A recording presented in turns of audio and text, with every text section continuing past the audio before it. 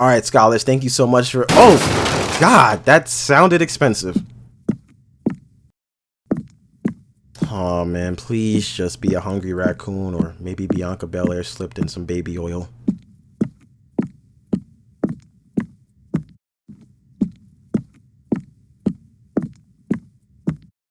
Who's down there? God help me. Moira. What the hell? What's wrong, Moira? You look like you've seen a ghost. Didn't you miss me? Wait, Demon Spectre guy? You're a girl now too? I'm always going to be you, Moira. Now, don't you want to join me down here? Absolutely not. You high-key unsettle me. Come down here and let me eat gushers out your foreskin, pretty girl. Really? Well, I guess... Well, no, wait, hold on. That's a trap. This is a setup, isn't it? Not really. I'll do it, but I'm gonna kick your ass first. Why? What did I even do this time? Because you are working on the October videos. Well, I was working on them just now before you... Lies! You were getting ready to play Dead Space again. I know you. Alright, you know what? You caught me. But you're right. It is spooky season, so I should probably lock in and get started on those. Invite me on up so I can help, Moira. Do you promise to actually help, or are you gonna prey on me? Take the risk, you know you want to. Alright, fine. I'll bite. But what's your name? Just call me Ariam. Okay, Ariam. Why don't you come on in? What's up, scholars? Moira here, and welcome to Book of Showtime Chapter 80. It's a milestone chapter. As always, if you enjoy these videos, be sure to leave a like and share with your friends. And if you have a topic you'd like me to cover for Book of Showtime, be sure to leave it in the comment section down below, or anyway, you can reach me on social media or the Book of Showtime Discord. Well, it's the second most wonderful time of the year. What's the first? Baseball season. And we all know the horrors of Mets baseball. Now, why'd you have to take it there? It's been a while though, Ariam. How have you been? More like, how have you been? This place looks like more hell than the one I just left. Yeah, it's pretty ugly in the world right now. Either way, I know some of you have been salivating at the prospect for more October content, and I have a stacked lineup that begins with a new set of October selects. I love me some October selects. Nice. Alright, everybody grab your favorite fun-sized candy and let's watch those hands. You said fun-sized candy. It is not fun-sized. Anyway, let's begin with a recent entry, Silent Hill 2. I was skeptical about the Silent Hill 2 remake mainly because it was helmed by Bloober Team, and I wasn't too impressed with their catalog, especially the medium. More like the medium. But boy, was Silent Hill 2 tremendous on so many levels. The locations themselves were eerie and derelict, causing angst, anxiety, and ass-clenching. The tension and scares, magnificent and haunting, and whatever you can ask for in a horror game, Silent Hill 2 delivered, and on top of that, it had a great story that sticks with you long after the credits roll, something that you don't normally get in a horror game. In my restless dreams, I see a remake of 3 in the future. I really hope so. I'll be honest, I didn't finish the original, but the remake did a great job of preserving the feel of the original Silent Hill 2 while enhancing it for a modern audience. Did you cry? I wanted to, I'm not gonna lie. Some of the themes hit pretty close to home. I was like, hey, this is real. When's the trauma dump chapter? Maybe I'll get desperate enough, who knows. Moving on, The Suffering. Ooh, prison style, Moira. Please, I'm too cute and trans for jail. Getting locked up as a trans person in this administration? That's like triple super jail.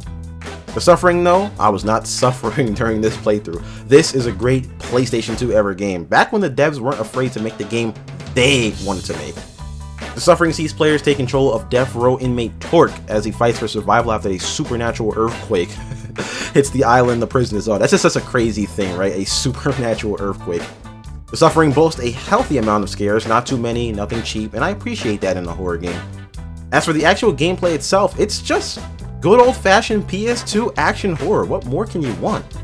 In addition to a variety of firearms, you can also transform into a monster to wipe out your enemies faster. The Suffering also has a morality system too, influencing the game's ending. Do you think his parents named him Torque? Well, he does look like what a dude named Torque would look like. Now how about a movie, Ariam? Only if you serve me snacks. Sure, dear, buffalo chicken and nachos on me.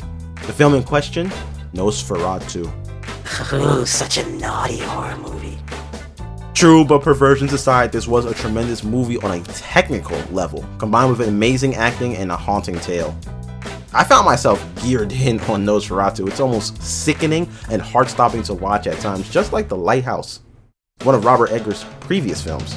Nosferatu, it's like the 1917 of horror movies. Easily one of the 5 best creature features I've ever looked upon. Did you pick this movie because of Lily Rose Depp's alluring areolas? I mean, sort of. Those things are photogenic. I could see what Count Orlok was on. I would have unleashed the plague too. Next up, The Nightmare Before Christmas. Ooh, I love this one. Yes, this was a fun movie. I liked it a ton when I watched, for the first time too. Yes, I hear a lot of you typing. I have never seen The Nightmare Before Christmas, at least not since I was like 3 years old.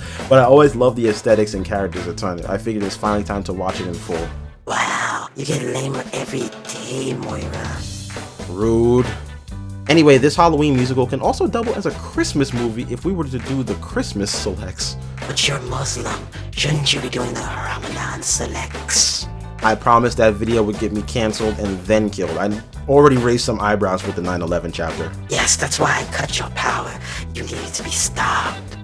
I think Sally Skellington is really cool. And with that, let's move on. Back to games, PT. Moira, you didn't even have the balls to play this, and it's not even a full game. That's true, but even I cannot deny the impact PT had on the gaming world.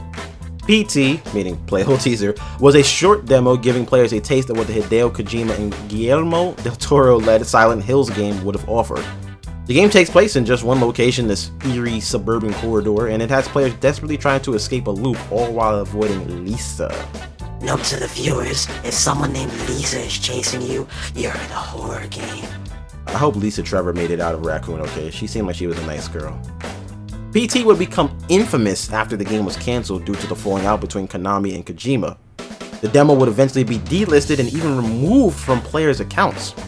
Some people even tried to sell their PlayStation 4s that had PT installed.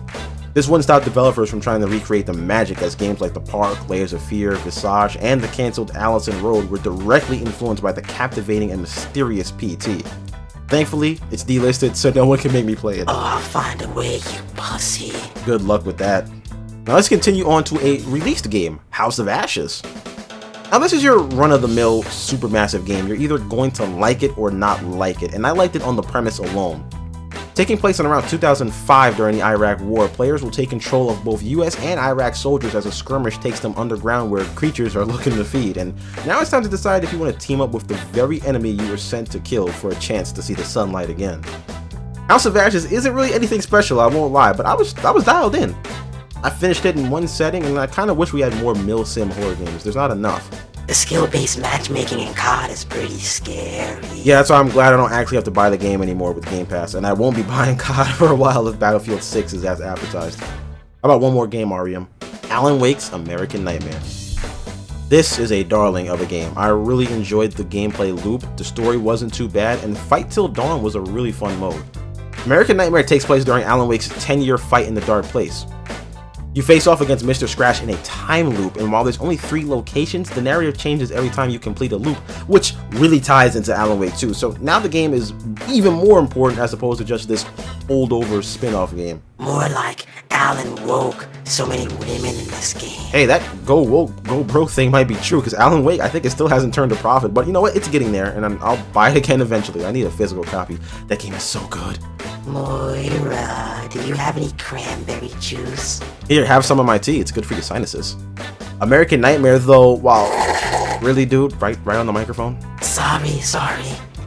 Jesus.